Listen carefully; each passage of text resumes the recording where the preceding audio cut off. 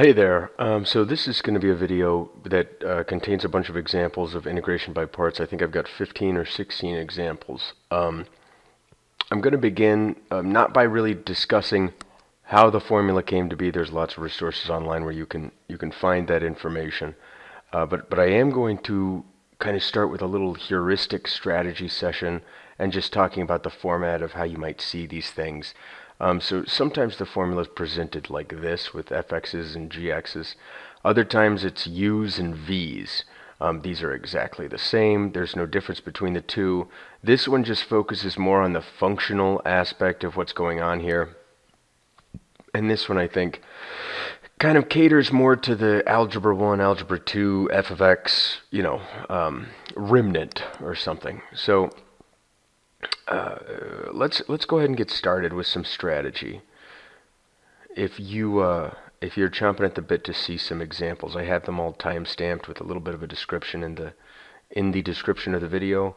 So you can go ahead and get started there. This is just heuristics. We're going to talk about why you would want to use this and how you would want to use this. So integration by parts is a technique of integration, which is a nice way of saying that it's a trick. Okay, it's a very useful trick, which is why it's sort of survived to make the calculus book every single time. There are lots of these tricks: substitution, Feynman's trick, or Leibniz rule. This is just one that seems to have worked, and it's really just the product rule from differentiation kind of integrated both sides and then sort of swapped around a little bit. Now the question of when you would want to use this is kind of an interesting one. The most common answer of when you would want to use this, and this is perfectly true, is when you have things like this, when you have stuff that looks like this, okay? And here you've got, you have a clear product in your integrand here, product of functions. You have x and you have e to the x. Those are two different functions and they're multiplied together. Well, now you have this kind of format here. It seems like it might be a good time to use that. There are, though, other times when you wouldn't necessarily want to do something like this. So here's a clear product of functions, but this is much better suited for substitution because x is the derivative of x squared. So it really doesn't... it's really not enough to say that you would want to use this when you have a product of functions. The reality is, the real strategy of this trick comes in when you notice what happens to these integrals. And so first of all, let's just say what the goal is. Okay, the goal is to calculate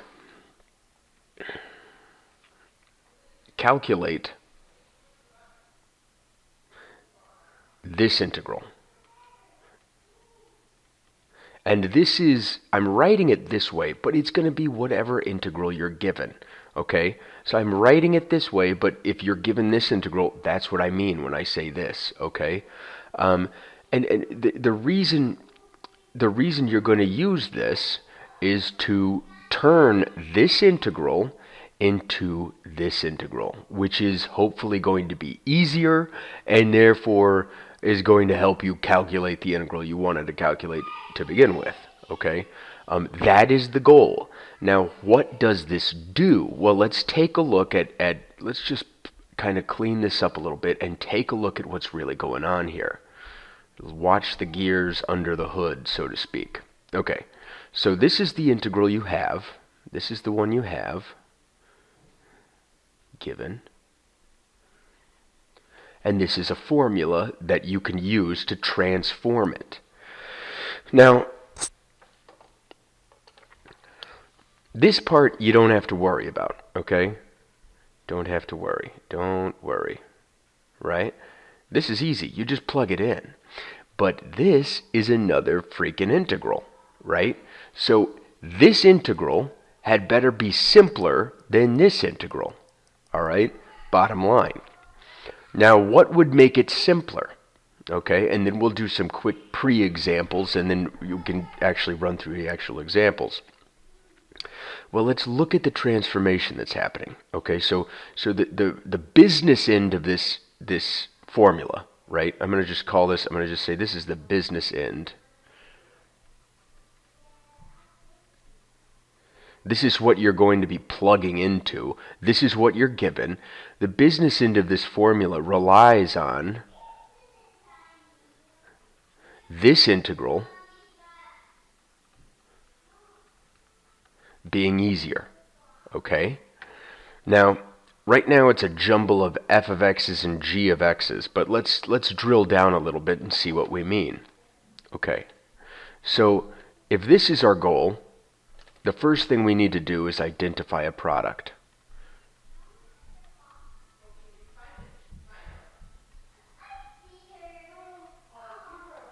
Okay?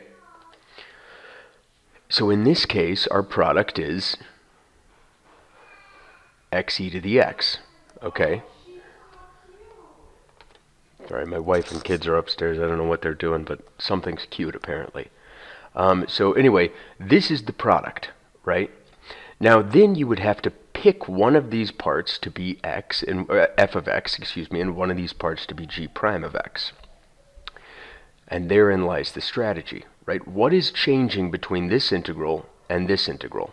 Okay, well, you can see this. Here's what changes. Here's what changes.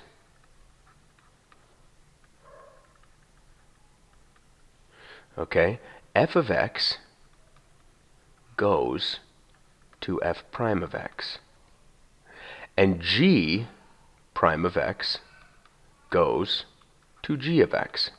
Now, if your goal is to calculate this integral by making this easier, okay, and this can only be easier if this transformation causes the product to be easier, then you're going to want to select these functions in a way such that that transformation does in fact make this integral easier than the original integral. Here's an example of when this might happen, and what I'm going to point out to you is that 95% of the time you will see this. This is the one you're paying attention to, okay?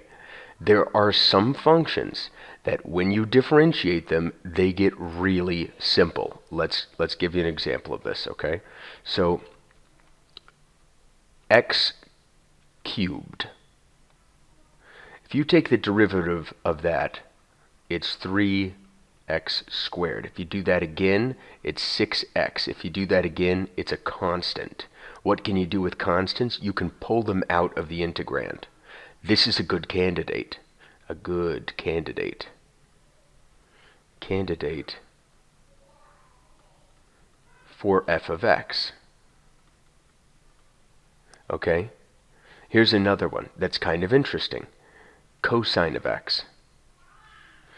You change the derivative of this, minus sine x, then minus cosine x, then sine x, then back to cosine x. So there's this weird cyclic thing going on, right?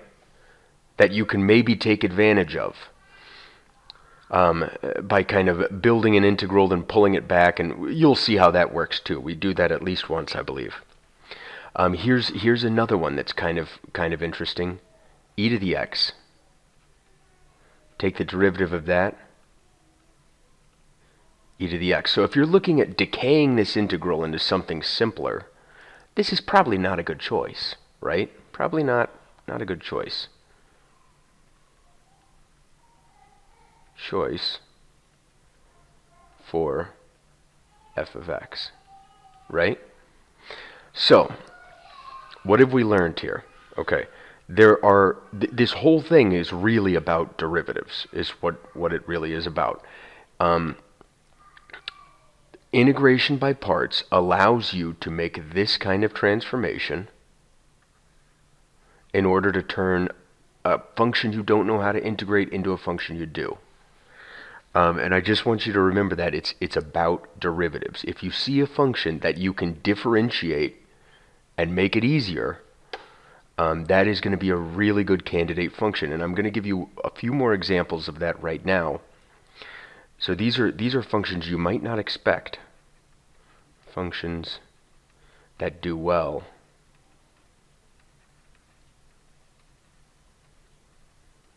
with integration by parts.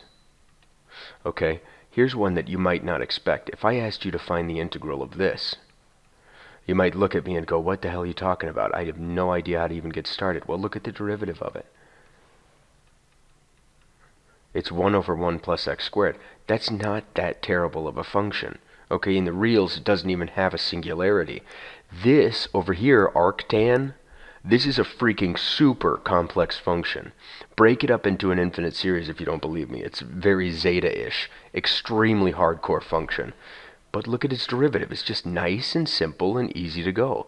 This is one that you are going to love with integration by parts. Another one that's kind of interesting. Let's say that you have, or I guess, I don't remember if I say log or ln. I'll probably use both over the course of this video, but let's just use ln for now. Let's say you have ln of some function. Okay? You know what the derivative of that is? It's going to be f prime of x over f of x. Simple. That's not too bad, right? Especially if f of x isn't a terrible function. Okay? This is another function that you're going to love with IBP. Other functions, arcsin, arctan of some function, right? These are things that just seem to make sense in this sense.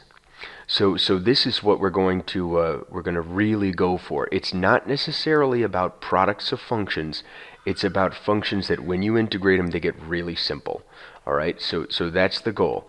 We're first going to identify the product, and then we're going to try to find the one that's going to go away quickest with differentiation, or get simplified with differentiation. Now, the mitigating factor is we don't want to complicate the other side of it too much. And there are cases where you do pick kind of a surprising f of x, but they don't come along too often. You'd be a little surprised at how often they come along. So let's just restate all of this really quickly. The first thing you do is identify the product, and then you choose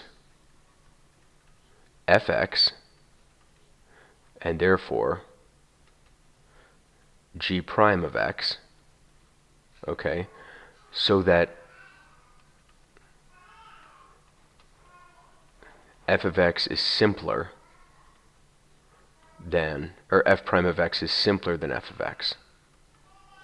And then the rest of it is just an algorithm. You just plug your four things,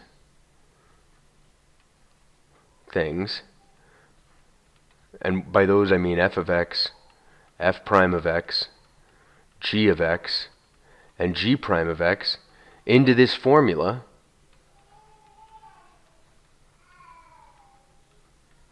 and you're good to go. Okay? You're good to go. So here we go. Let's just run through one real fast before we get started on the actual examples. Okay? And I'll show you what I mean. This first one, right, the product, that's what we're looking for. Product is going to be x e to the x. Okay? The one that goes away fastest with derivatives, can you tell which one it is? Is it x or is it e to the x? Well, the derivative of x is going to be 1. That's pretty damn nice. The derivative of e to the x is e to the x. That doesn't help you at all. So let's go ahead and choose f of x to be x. That's the one that gets simpler with the derivative. Okay, so let's say f of x is x, and I do this a lot too. I have these, actually I do it a different way, so I'll stay consistent.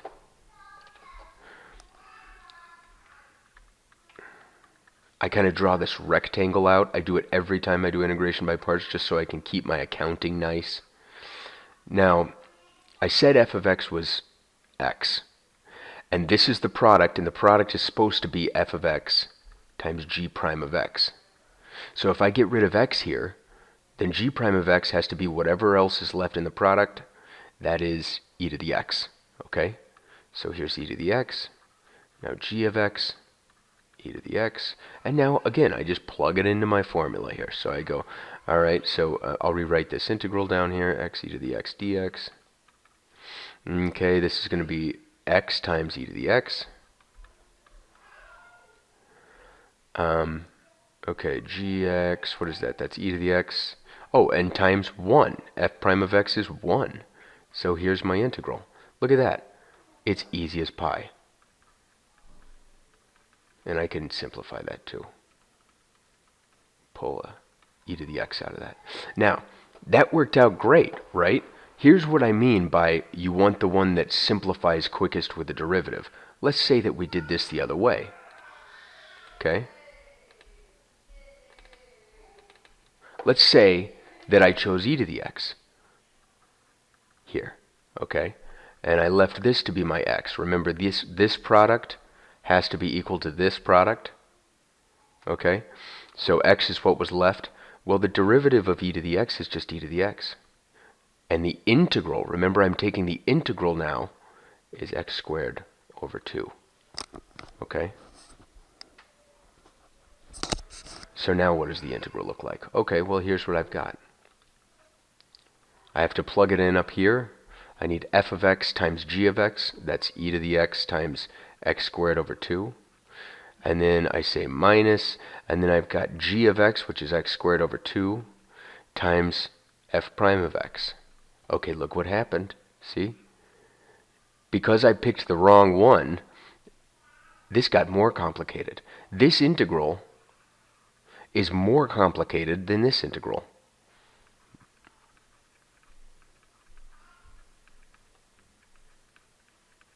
Now, is this a true statement? Yes, of course it's true. And if I wanted this integral, this would kind of be a devilish trick to sort of get back to it, especially if I knew this one already. I could just move this to the other side, pull the negative over, or whatever. But I didn't want this integral. I wanted to solve this one, and I made it more complicated.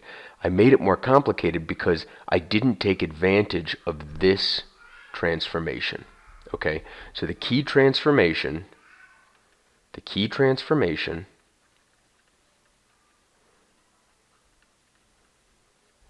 is f going to f prime. Okay? It's that derivative. You get a free derivative out of this thing. Okay? There are a lot of instances where we will actually look at a function inside of an integral, and we will assume that the rest of the product is 1 and integrate that. And the integral of that will be x, so all you'll have is an extra factor of x, and you'll get a real nice simplified version of f. We'll see more as we go along. I'll stop here for now, and we'll get going on the examples. Okay, here's the first example. The integral of x times e to the x. All right, one thing I like to do is I like to write all 4 of these terms down. Why, you might ask? Well, the first 2 are part of the product. The other 2 find their way into this equation, the other side of the equation that we're going to need in order to simplify this. Now, as I kind of covered in the strategy session, I'm going to choose x here. And the reason I'm going to choose x here is because the derivative of x is 1. That leaves, in terms of the product, e to the x. If I remove x from this product, this is the product, I get x and e to the x. So if I remove x, I get e to the x. The integral of e to the x is e to the x. So nothing's really different there.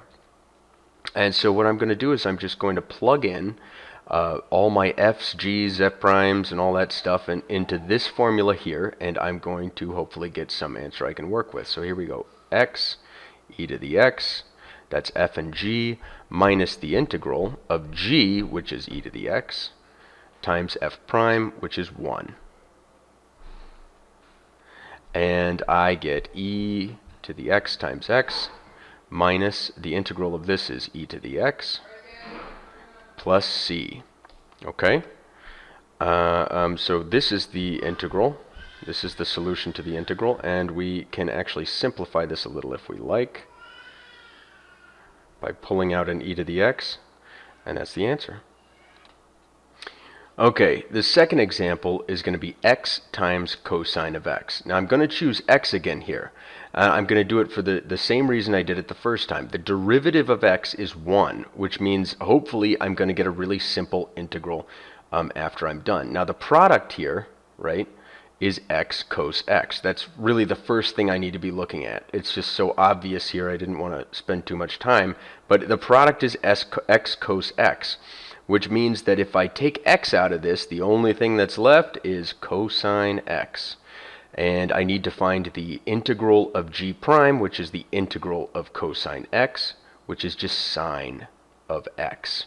Okay? Here we go. Now we're going to plug our f's and g's and f primes into the other side of this formula here, and we're going to see what we get. F times g is going to be x times sine x minus the integral of g times f prime. Well, that's sine x times 1. I can go ahead and write this part out. The integral of sine x is just minus cosine x. So I'm going to have something like this. And then I need to put my constant of integration. That's very important. Never forget that if you're doing these indefinite integrals. I'm going to just cancel these two negatives there. And I'm going to add in this cosine x plus c. And that is your integral. Okay, here's the next one. X squared times cos x. Now this is the first one that gives us a little bit of the flavor of kind of a more difficult problem. And I spoke about this in the strategy session. Anytime you see, x to the n here, it's a good choice to at least try. Now there's cases where you don't want to use it, and we're coming up to one here in a few problems where it's actually better to use the other function, but this will eventually differentiate into a constant. So if you have some term like this, x squared, x cubed, it's a good one to try. And here we've got the x squared, so we're going to go ahead and we're going to take the derivative of that. That's 2x. Now, this leaves for g prime of x cosine of x, right? Because here's our product. And what's left when we take away the x squared is just cosine of x. The antiderivative of g prime is the antiderivative of cosine, which is just sine x. And now, again, we just plug it into this side of the formula. We've got fx times gx, that's x squared, times sine x, minus the integral of sine x times 2x dx, right? Because 2x is f prime. But now look at this. Now it looks like I have another integration by parts to do. Okay? And what I'm going to do first is I'm going to kind of make this as vanilla as possible. Okay? So this is the integral I'm going to need to find now. Okay? And so I'm going to go down here and I'm going to ask myself, okay, what is this? And this is what I meant during the strategy session when I was talking about you might need to do a couple iterations. It's just, it's nothing important. It's just, it's something that you might have to do. Especially when you have something like x squared, you're going to have to do it 2 times to get to a constant. You have x cubed, you're going to have to do it 3 times, etc. So here we go.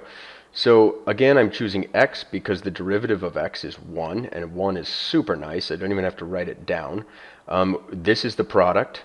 So when I remove x from that, all of that is left is sine of x. The antiderivative of g prime is the antiderivative of sine x, which is negative cosine x. And now I just fill in the blanks in this formula. So I have f of x, which is x, times g of x, which is sine x, minus the integral of g of x, which is I made a mistake here. Let me just back up here. G of x is not sine x. G of x is minus cosine x. So I'm going to pull the minus in front here. And that is what I'm going to do. Okay, and then I need g of x again. That's minus cosine x. And then I have g prime, which is 1. I'm going to rewrite this here. Minus x cosine x plus the integral of cosine x dx. This is just minus x cosine x plus sine x. Okay? Normally I would add a constant of integration here, and maybe I will, just because it's good to be religious about that. But it's not really necessary because I'm going to add one at the end of this integral. So we'll keep it there just for now, but I'm not going to do any algebra on it. So here we go. We're just rewriting this, and then we say minus 2, and then we include everything in here. Okay? So this is, I'm going to rearrange it just slightly so that I have my minus in the right place. Okay? And you see here that I have sine x over here and I have cosine x over here. It's up to you how you want to do that. You can simplify this a little bit if you like to. Otherwise, you can just put a c at the end of it and let her rip. That is as good as I would hope for if I was teaching you. So I don't know. Maybe ask your teacher or something. All right. Here's the one that doesn't have, the first one that we're going to do that doesn't have some polynomial form in it.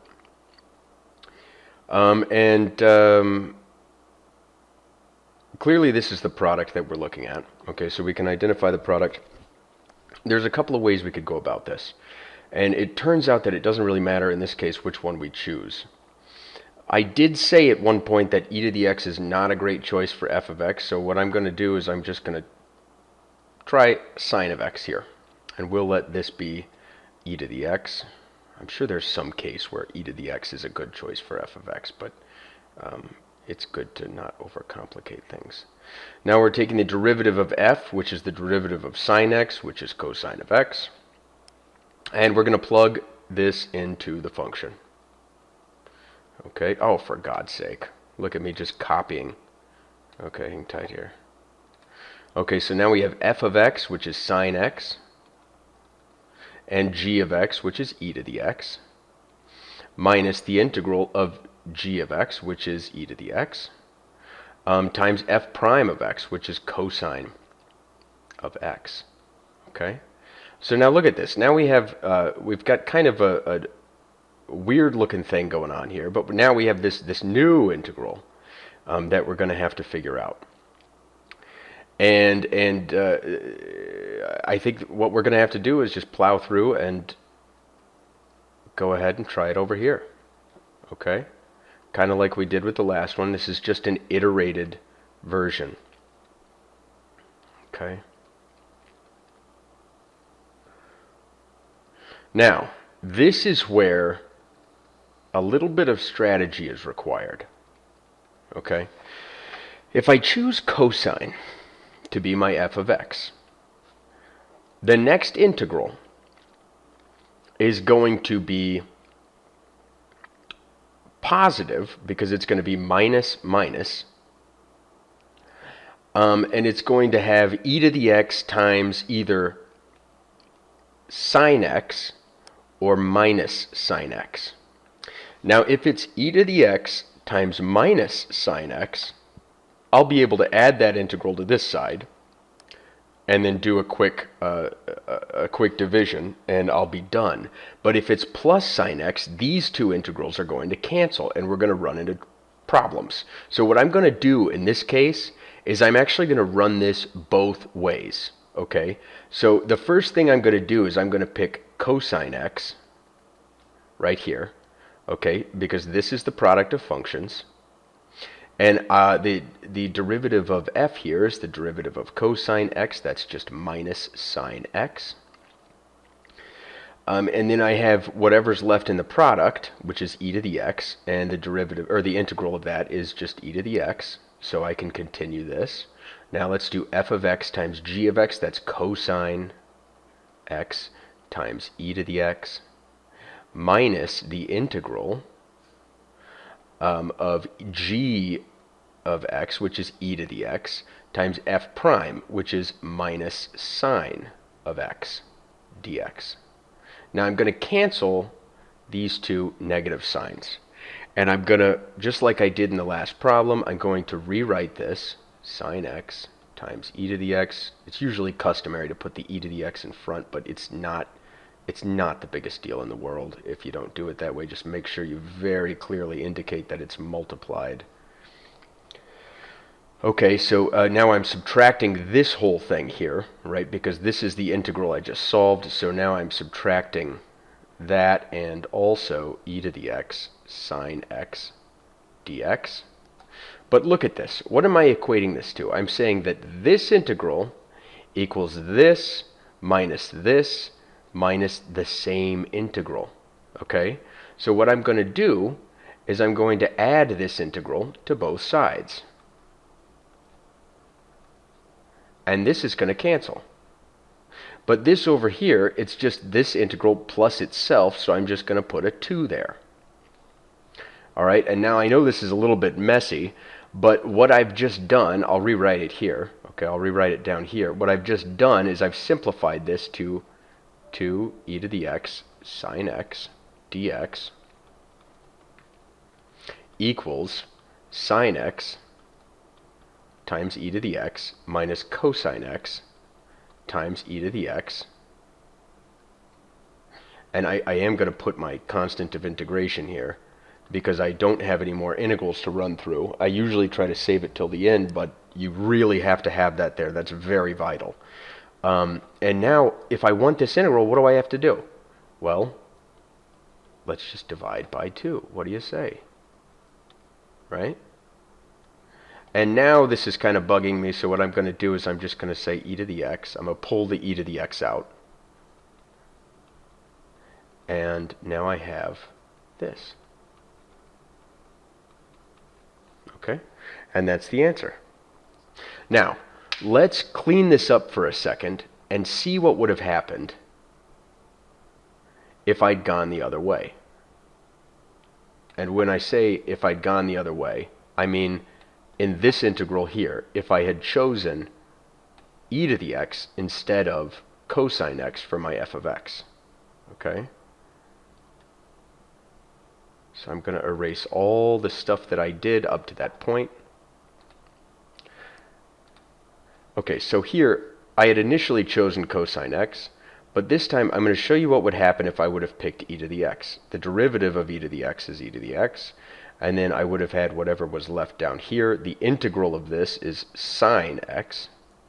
So plugging this in, I would have gotten fx gx is e to the x sine x, minus the integral of gx, which is sine x, times, and I'm going to put my e to the x in front, f prime of x. Okay? And now I'm going to rewrite this up here. So now I have this e to the x sine x, which again is just this put right there, minus this integral, which I just found,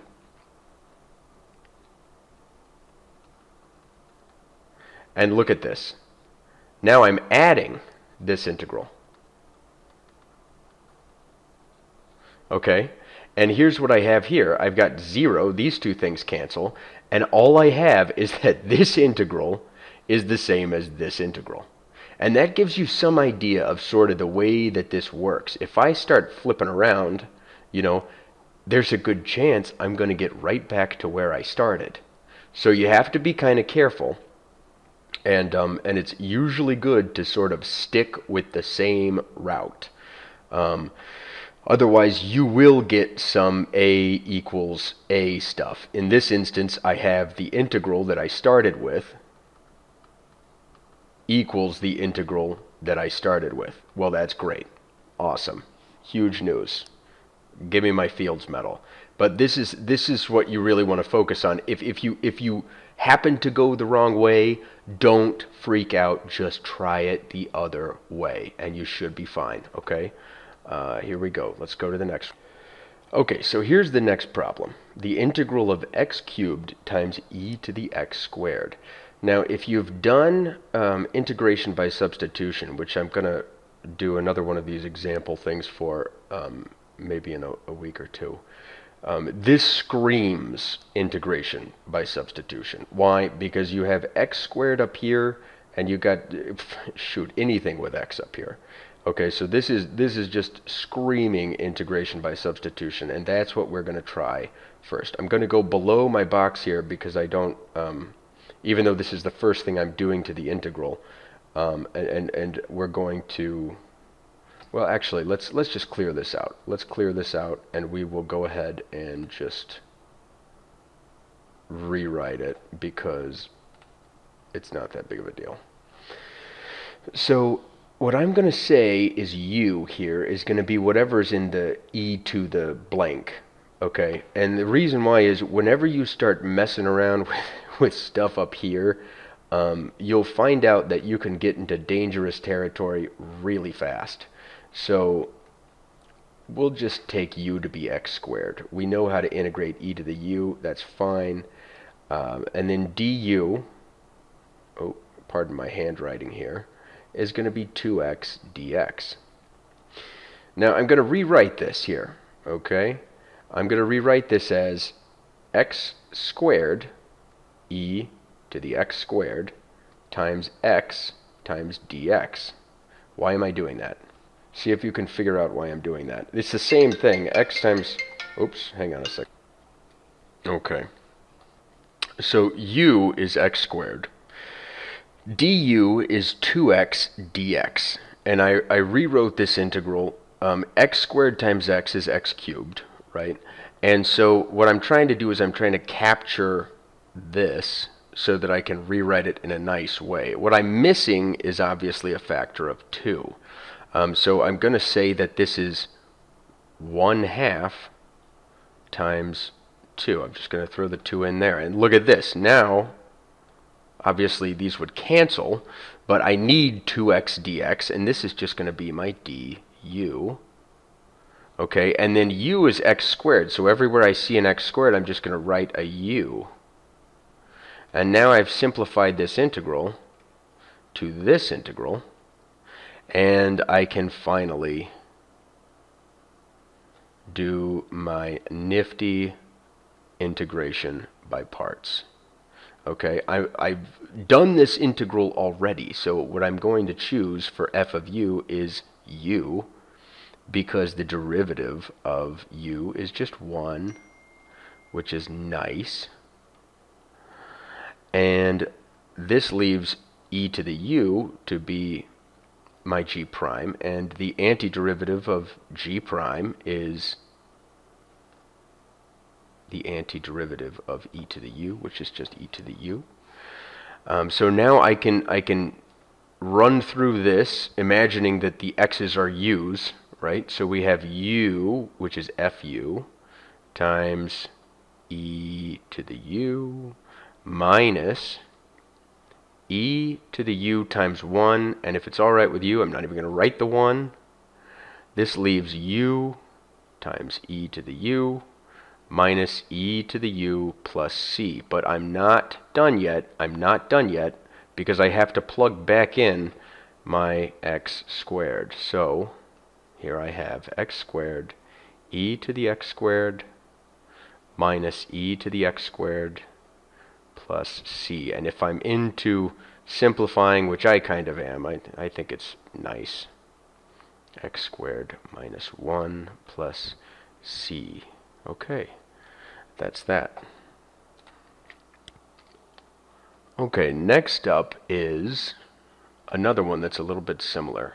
X cubed sine x squared. Okay, so here's my product, but this is another one where it just is screaming for a substitution. Okay, and again, I'm going to take the same substitution. I'm going to take u to be x squared, and then again du is 2x because it's the derivative of u times dx. Okay, and now I'm going to rewrite this in a way that's going to make it very easy for me to pull out an x and a dx. Okay, and again I'm missing a 2, right? I have everything except for the 2 here, so I'm going to multiply by 1/2 here and then bring in a 2 there, and that gives me my du that I was looking for. And so everywhere where I see an x squared, I'm going to plug in a u, and here's what I have. I have 1/2 u sine of u du. And I can now do my integration by parts, fill in these with u's. Okay, and I'm going to use u as my f because I get to differentiate that, and it becomes 1. That's a really nice rule there. And then what that leaves is sine of u, because this is my product, and everything that's not u is going to be my g prime. The antiderivative of g prime is g, and that's what I want, so I'm looking for the antiderivative of sine, which is minus cosine u.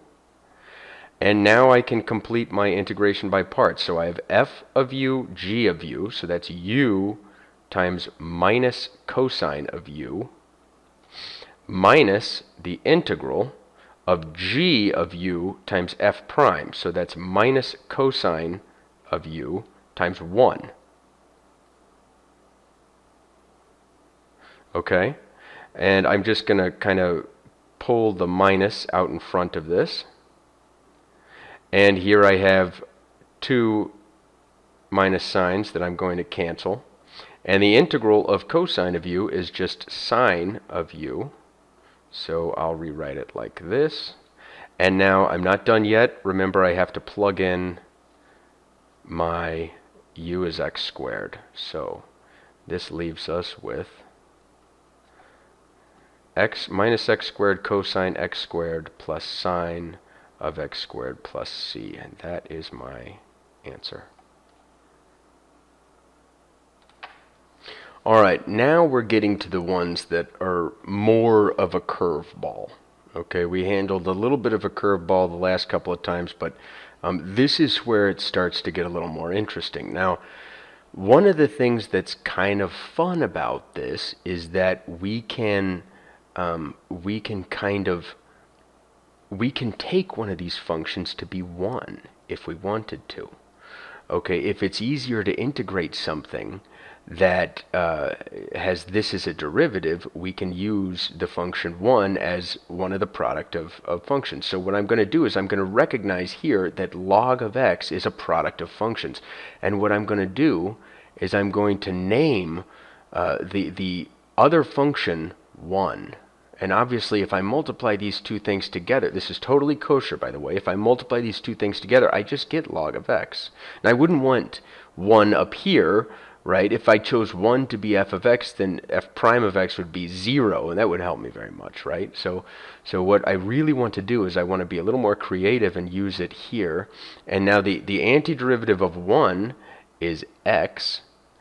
And the derivative of log x is 1 over x. And so now let's see what I get when I plug in my formula here. So I get x log x.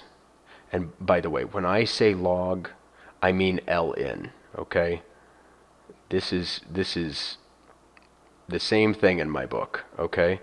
I've seen it multiple ways. I know some people are very religious about using ln to denote the natural log, and I totally respect you, but I'm just giving you the lexicon here. So here we go. So we're going to go the integral of g of x, that's x times what? F prime of x. Well, that's just 1 over x. Now look what this gave me. This gave me x log x minus the integral of 1. Well, that's just x log x minus x plus c. Okay, so here's another one that I think I kind of messed up a little bit the last time. So let's just go ahead and try to clean this up a little bit.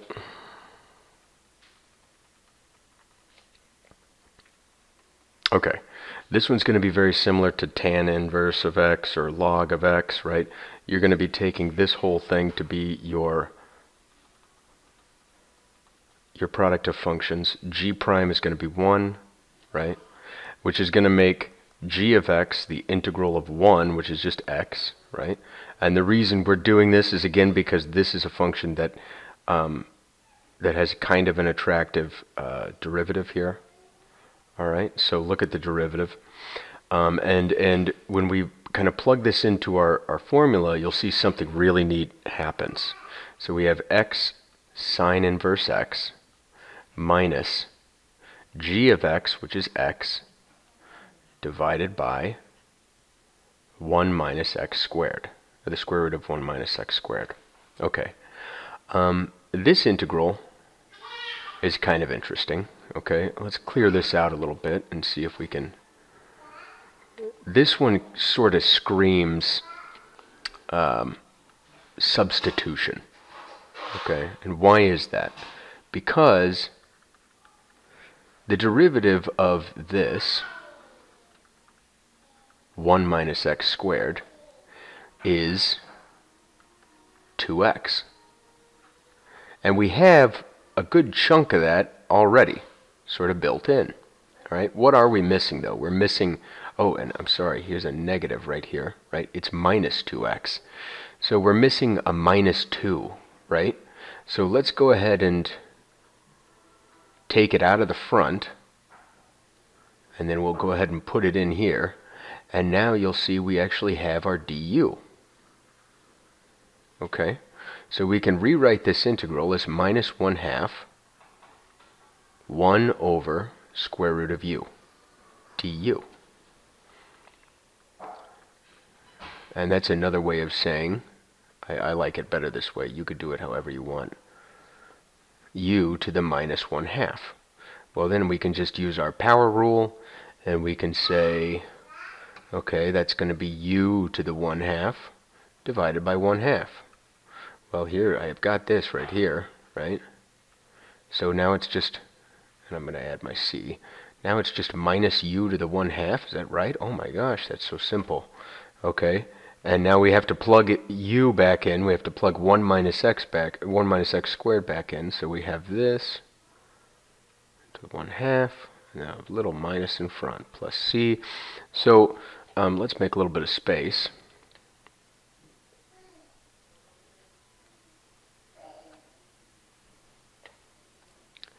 Okay, and we'll make sure we're doing our accounting correctly.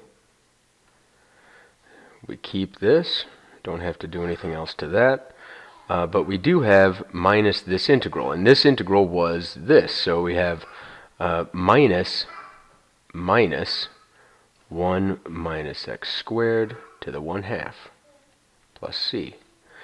And rewriting this as neatly as we can cancel these two guys out, and we have plus square root of 1 minus x squared plus c. That's your integral. Okay? Okay, the last one we're going to do like this before we move on to a different concept is going to be the inverse of tan. You can do that also like this, and in case you didn't remember, the derivative of arctan, or the inverse of tan, it looks something like this. Okay? So again, you're not going to pick, this is the product that we're looking at. You're not going to pick 1 for f because the derivative of 1 is 0, so that's not going to help you out much. But you can choose this here.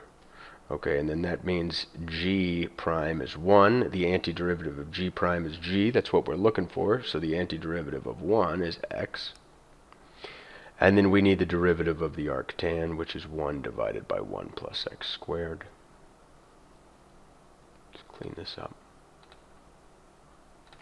And now we're ready to plug in our integration by parts formula here. Okay, so f of x is f of x times gx is x times the arctan, or the inverse tangent of x, minus the integral of x divided by 1 plus x squared dx. The same story here. We're now concerned with this integral. And this integral is just the absolute perfect example of something that is just begging to be substituted. So here we're going to use u as 1 plus x squared. Du is just the derivative of that. So that's 2x dx. Well, we have x dx here, but what we'd really want is, and I'll just rewrite this here, what we really want is 2x dx. Okay, and we have to take a 1/2 multiply by 1/2 in order to cancel this 2 so that we still have an equation here. We don't want to add anything, you know. We have to make sure everything is balanced. So here, right, we have our du. Okay. And then u is obviously down here, so we have 1/2. This is u, right? U du. Well, we know how to do that. That's 1/2 ln, absolute value of u. So plugging in 1 plus x squared where we see u, and I'm going to just go ahead and put that, we have ln 1 plus x squared, okay? And we now can rewrite this to be x arctan of x plus 1/2, I'm sorry, that's a minus sign. That is a minus sign there. Right? Because we're subtracting this integral. Minus 1/2 of ln 1 plus x squared. And then don't forget your plus c. And there you go. Okay, so the next problem is going to be the integral of x squared times ln of x. Now, before we kind of mentioned how maybe this was a really good place to start, and maybe this will be one of the integrals that we kind of do both ways. So let me just, I want to be very clear with what I'm doing here. The only thing I'm doing is I'm just writing this out in two ways, okay? Alright. What I'm doing on the first one here is I've just got the x squared here and the ln x here. This is clearly our product. If I choose x squared to be the f of x, the only thing that's left is the ln of x. So what I'm going to do on the other side over here is exactly the opposite. These are two different approaches to solving the problem, and that's what I want to be very clear about. This is not something you would normally do on your homework or something. We're just kind of experimenting together, okay? Now, obviously, the derivative of f prime of x, I'm sorry, the derivative of x squared is just going to be 2x, and that's f prime of x. And the integral of ln of x, as we saw before, is x ln x minus x. The problem with this approach is that you kind of have to know what the integral of ln x is. And if you didn't have some table of integrals, or you didn't know just off the top of your head what it was, you might not be able to get much further than this. But fear not, because this is an even better way to do it. So here's what I'm going to do. I'm just going to plow through with this version and just see what I come up with. Okay? The derivative of f of x, which is ln of x here, is going to be 1 over x. And the integral of x squared is going to be x cubed over 3. Now, let's just run with this path for a second and see what we get. So, to be perfectly clear, let's just kill this one, okay? Because we ran into the, we're not going the other way because we ran into the problem that we weren't sure what the integral of ln of x is, or we would have to, as we saw before, do an entirely different integration by parts problem to find it out. So let's see what we get with this. Let's see where we go. So f of x times g of x is going to be x cubed over 3 times f of x, which is ln x, minus the integral of g of x, which is x cubed over 3, times, oh, look at this, 1 over x. So here's what that does. We can cancel this and change that exponent to 2. And now, I'll just clear this out so that we can kind of organize stuff. Now what we have is we can rewrite the first part. We just have the integral of x squared over 3. And we can finish this up very quickly by finding that integral, which is just x cubed over 9. And you can simplify this a little bit by pulling out an x cubed over 3 and just leaving the 1/3 over here and adding in the c, and you're good to go. Bada bing, bada boom. Okay, so this integral is probably the first one that we're doing that's it's kind of tricky, okay? And if you don't know a few things about trigonometric identities, you would probably have a really hard time with this one. Okay, so I'm starring a couple of things over here that we need to know in order to do this problem. There's also another identity that we need that will kind of develop impromptu when we get to that point. Okay, so here's the main upshot. Okay, the derivative of secant is secant x tan x. And the derivative of tan x is secant squared x. And what we're going to kind of do here is jumble things around, find another integral of secant cubed x, and then use it to solve for the integral of secant cubed x. And you'll see what I mean here in just a minute. So what we're going to do is we're going to take f to be secant of x, and the derivative of that is just secant x tan x. Okay, then g of x is going to be what's left in the product, which is secant squared x. Again, secant squared x times secant x is secant cubed x.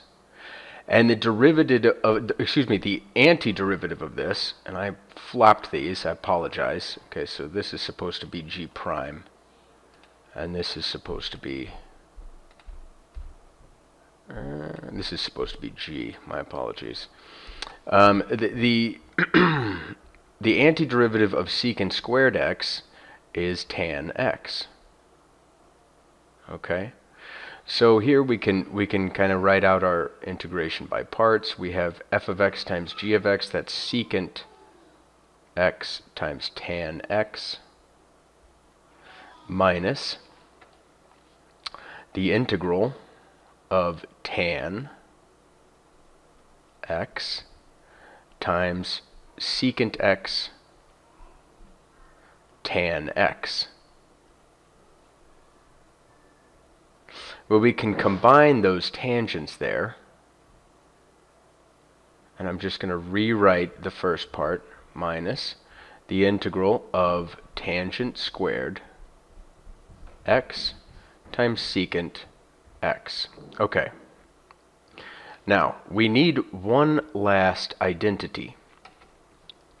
And in order to find it, what we're going to need to note is that tangent of x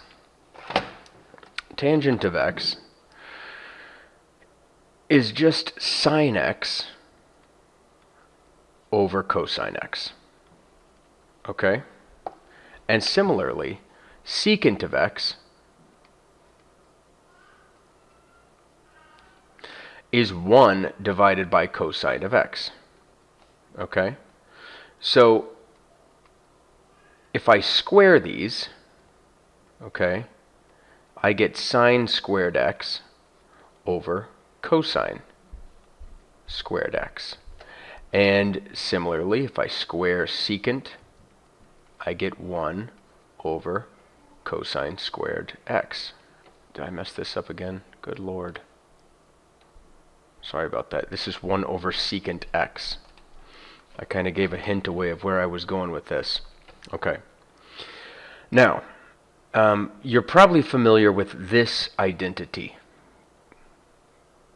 The square of the cosine plus the square of the sine is 1. Sort of like a kind of a Pythagorean thing. Okay?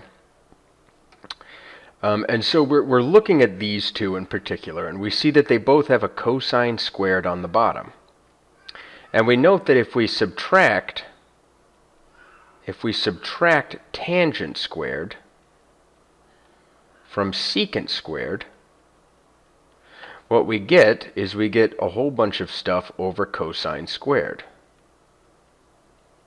We get 1 minus sine squared x. But what is 1 minus sine squared x? Well, that's just cosine squared x.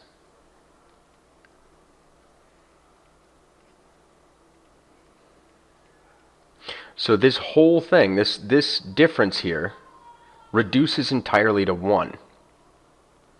Now, note this for a second. If I pulled the tangent over to this side and then the 1 over to this side, okay, what I would have is secant squared x minus 1 equals tangent squared x. Okay? And I have a tangent squared x up here. And so what I'm going to do is I'm going to pull this off to the side. This is the trigonometric identity that I need. Tangent squared x equals secant squared x minus 1. Okay, and I'm going to clear up all this nonsense. Let's just erase all of this. Okay.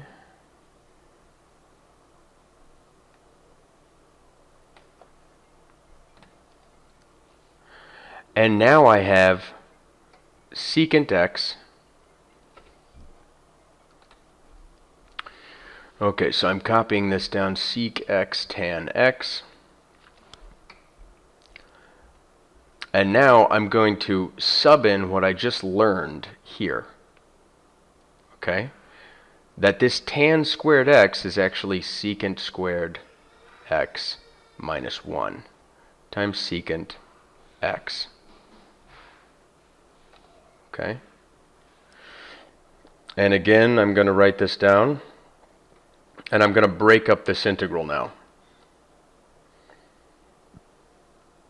Now I have secant cubed x dx, and then I have plus the integral of secant x dx. Okay? Now look at this. This is what is on the other side. And here I have this on the other side. Okay, so, excuse me, let me phrase that correctly. I have this on the left side, I have this on the right side. What I'm going to do is I'm going to add this over here, and it's going to give me 2 secant cubed x dx equals secant x tan x plus this integral of secant x. But we know this, okay? We have this from before. So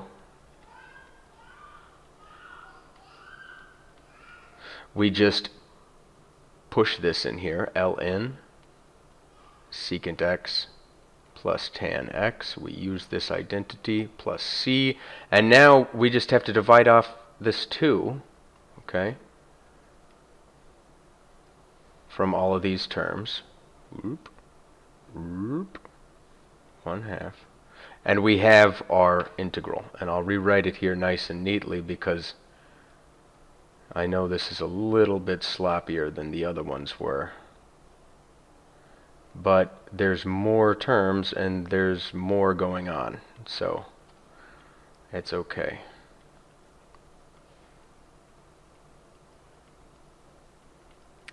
And this is our final answer. All right. Here's one that you might run into at some point, and there's a lot of ways to do this. And the more you know about trigonometric identities, the easier this integral is to solve. And in fact, one thing that you can do if you know a lot about trigonometric identities is you can solve this integral almost entirely algebraically. But I'm going to run through this for the purposes of, I don't know, mental masturbation or something, just to kind of give you an idea of how we can do sort of clever things if we need to. The best way that you can approach a lot of these problems, especially when they get a little more difficult or odd, is to just try to think of them as puzzles and how things might fit together with each other. And additional information is always going to help you do that. So chances are if you're having a hard time, it's because you're missing some fact that would make it really easy. Okay. So what we're going to use for this one is called the the sum of angles formula for cosines, okay? And more specifically, this reduces to something really nifty when we're just talking about 2x. Okay, this becomes cosine squared x minus sine squared x. Now, if you're very clever, you could probably figure out how to do this integral just from that information. But let's say that we decided to pursue this as an integration by parts problem. Here's what we would get. Okay, f of x times g of x, just as before. F of x times g of x is cosine times sine x minus the integral of g of x, which is sine of x. And then we're multiplying by a negative sine of x. So that's actually going to kill that minus sign, and it's going to turn this into a square. Now look what we have here.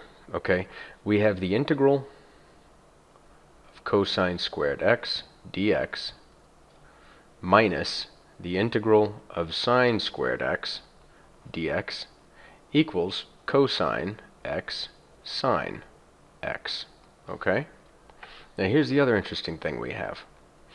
We know that cosine squared x plus sine squared x is 1. Okay? And the integral of cosine squared x plus sine squared x, oh jeepers,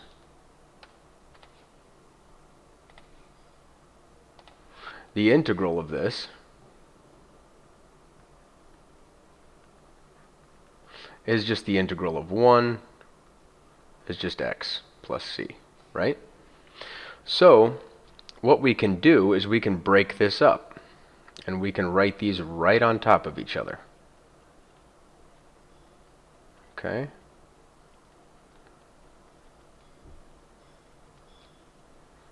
Equals this x plus c. And we can put the c in there if we want. It doesn't matter. Okay?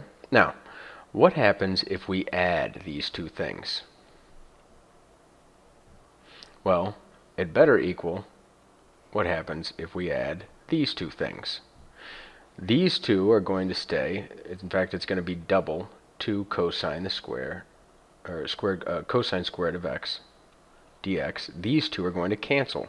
So plus 0 equals cosine x sine x plus c plus x, right? And now all that's left really is to divide by 2. So we do that.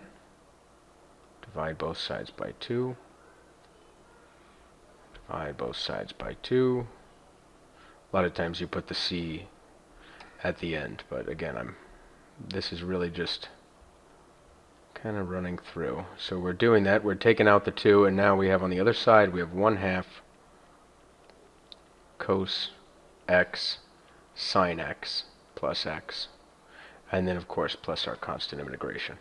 You can do the same thing by subtracting these two to find the integral of sine x squared. But it's just a clever way to go about that. Okay, now we're kind of getting into what you might consider Putnam-like territory.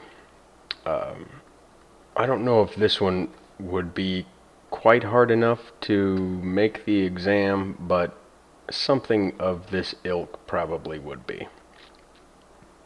Okay, and this is going to use the same kind of technique that we had when we were looking at log x. And what I really want to knock home with you, if you don't mind me just taking a second to talk about this, is that the technique we're using here is we're noticing that ln looks really nice when you take its derivative, okay? And that's the reason we're using integration by parts, right? Integration by parts is supposed to make this integral easier. And just like with ln of x, okay, or with log x, we can consider g prime to be 1 and g to be x, and then we can operate as if we're just taking the derivative of this, which is really helpful for us. So that's what we're going to aim for right now. We're going to call this ln of x squared plus 1, okay? Then the derivative of this is going to be the derivative of the inside, which is 2x, divided by 1 plus x squared. I kind of reversed it there. And now we're going to go ahead and we're going to write this out. So this is fx times gx, that's x ln x squared plus 1 minus the integral of gx times f prime of x. So we have x times 2x 1 plus x squared dx. Now this is an integral we might know, okay? So we're going to just rewrite this here. Ln x squared plus 1 minus 2 x squared over 1 plus x squared dx. Now, let's take a look at this integral. Okay.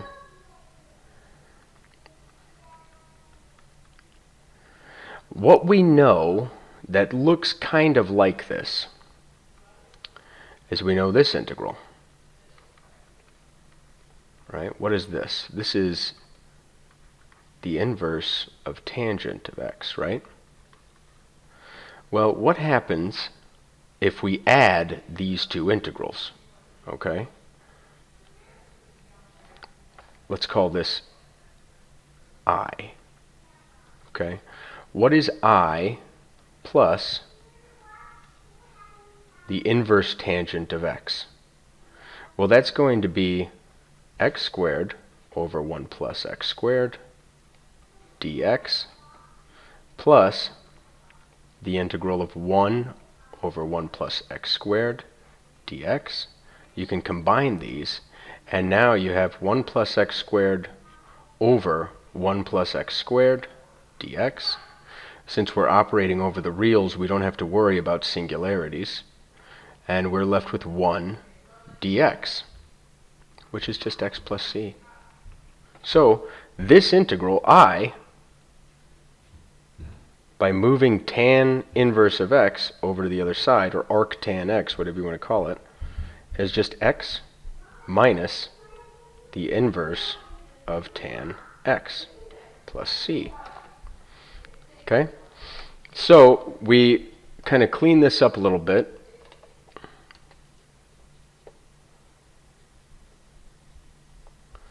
Maybe I'll just package that up and rewrite it up there. Hang on here.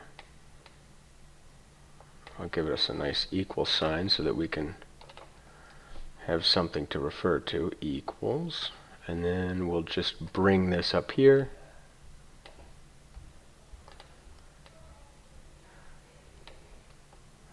There are actually a lot of kind of nifty integration tricks that look like that. Maybe someday I'll do a video on some of the Putnam integrals, but some of them are really kind of entertaining. So we have this here, and actually let's move this out of the way because we're going to run out of space if we don't. Let's pull this down. Okay, and now we're trying to figure this out. So we have x ln x squared plus 1 here. Then we have minus 2 times this integral, okay, which is x minus tan inverse x. And then we have our constant of integration at the end. We can kind of break this up or simplify it however you like, but I guess in complicated terms it looks like this. And that's our integral. And again, if you haven't watched any of the other examples, it's always a good idea to double check this stuff on Wolfram Alpha if you're not totally sure. And I did actually check this one, and this is the correct answer. So,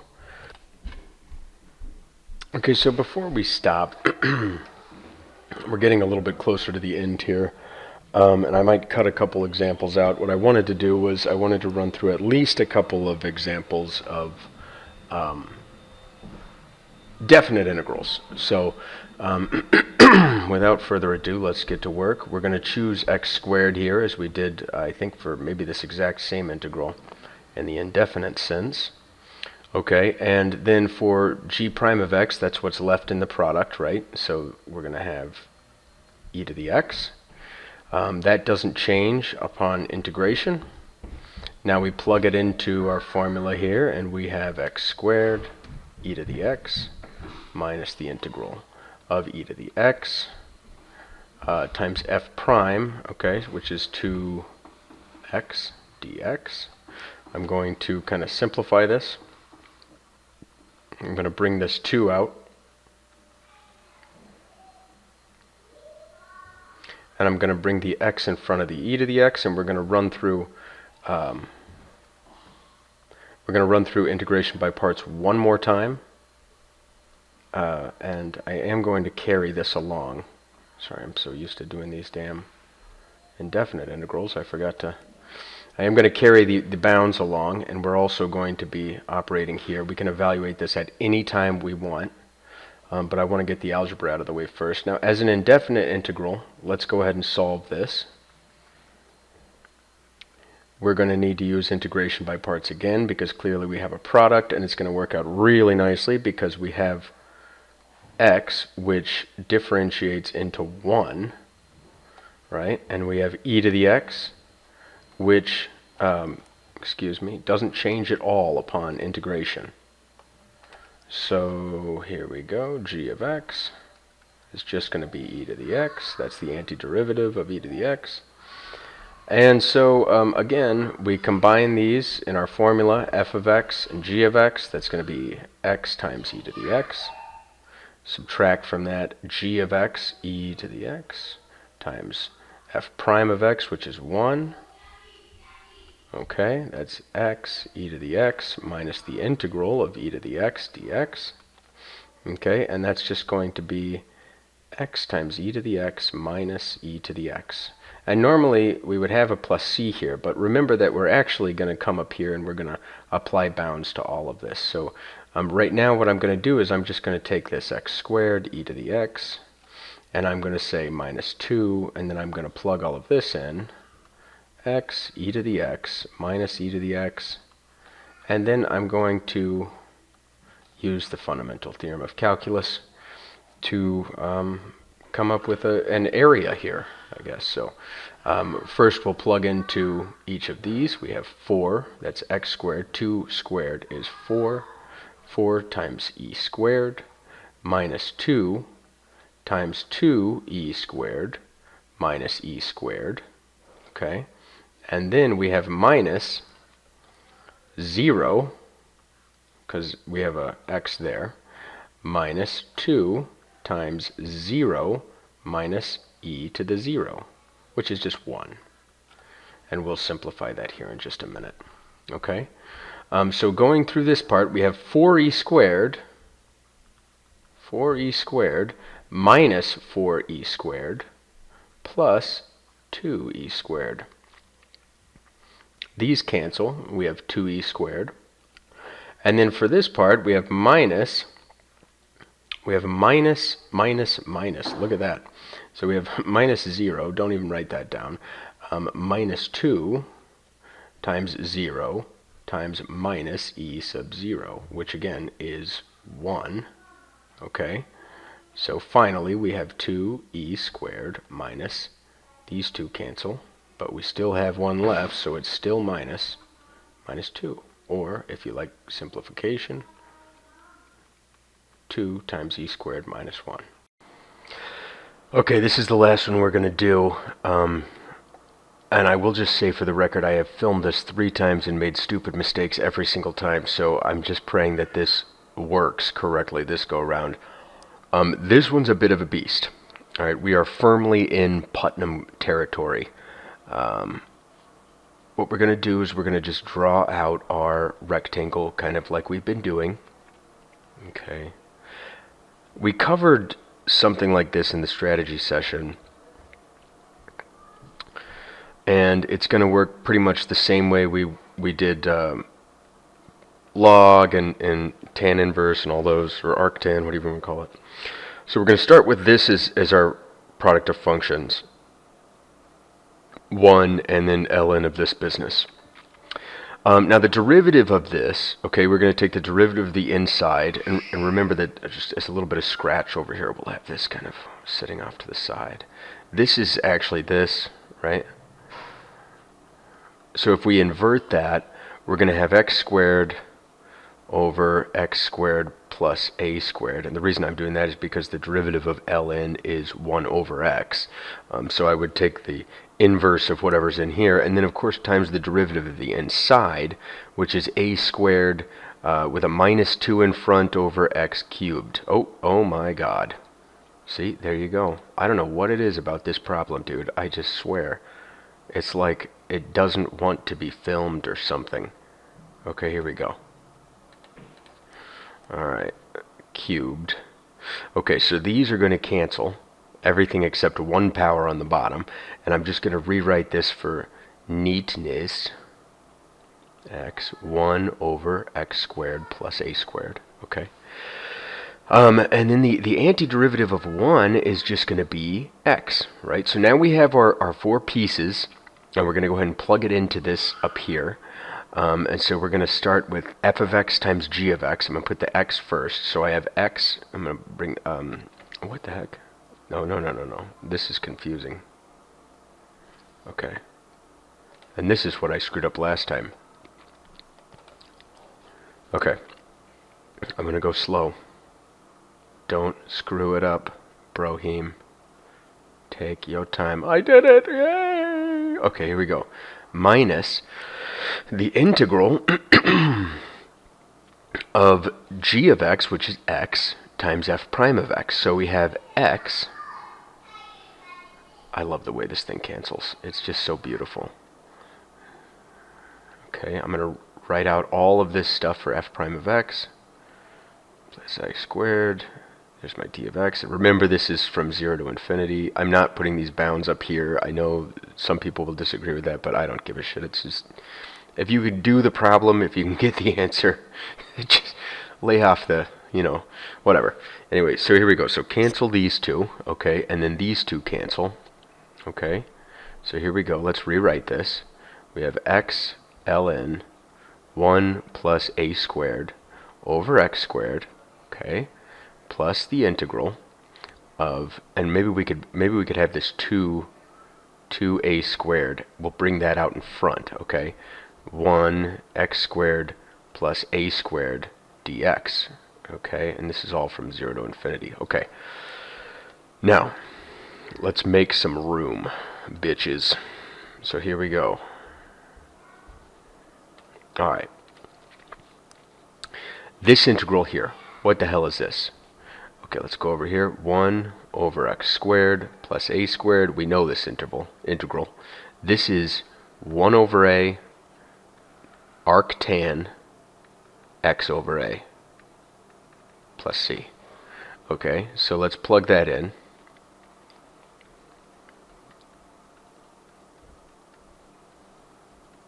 Two a squared over a arctan x over a.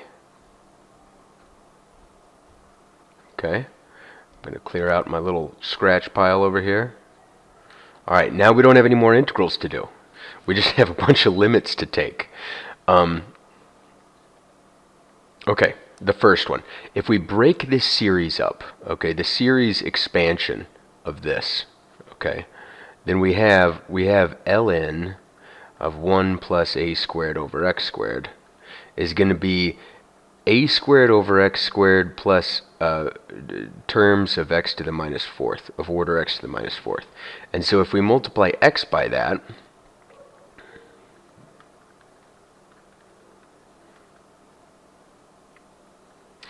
we get something that looks like this. A squared over x squared plus a bunch of terms that are this order or lower. Okay? Notice that as we go to infinity, it's going to go straight to 0. Okay? So the first one, this is evaluating this limit at infinity, that goes straight to 0. We have no worries about that. Okay? Now these things, right, these will cancel. And this is just going to leave 2a. And then we're plugging in infinity inside this arctan. Well, that actually has a value that we know. It's pi over 2. So these things are going to cancel. Okay? And now we just basically have a pi for this term. Now we get to maybe the more complicated one. I won't delve too far into this, but suffice it to say, as x goes to 0, okay, as x goes to 0, this approximates, or approaches, excuse me, this is approximately a squared over x squared, okay? And we can break that up, which is like this. So this is going to be a squared minus ln of x squared, okay? Now, as x goes to 0, this indeed does go to 0. 0 as x goes to 0. So, again, we have 0. Then we plug in 0 for arctan, and the only thing that works with is 0, so here we go. Did I just add another parentheses for no reason at all? I don't know what it is about this problem. If you guys knew how many times I ran over this problem, it would embarrass you for me. Okay? This is the bottom line. This integral is a pi. I got this integral, by the way, from a book called Inside Interesting Integrals by Paul Nahin. I'm not sure how to pronounce his last name, but he's a baller, and that book is fantastic. If you're ever bored, you're ever 34 years old and find yourself, the only pride of being able to do the truffle shuffle, you go get that book and you read it, and it'll make you feel good. So there you go. That's the last problem in this one, and if you can do this problem, I would not worry about any problems that you come across in a standard Calculus 2 class, unless you're going, to, I don't know, the Genius Academy or something. No problem is going to stump you if you can follow what I just did. So, good job, and I hope you guys kick ass in your classes. Go get some A's, baby. Peace.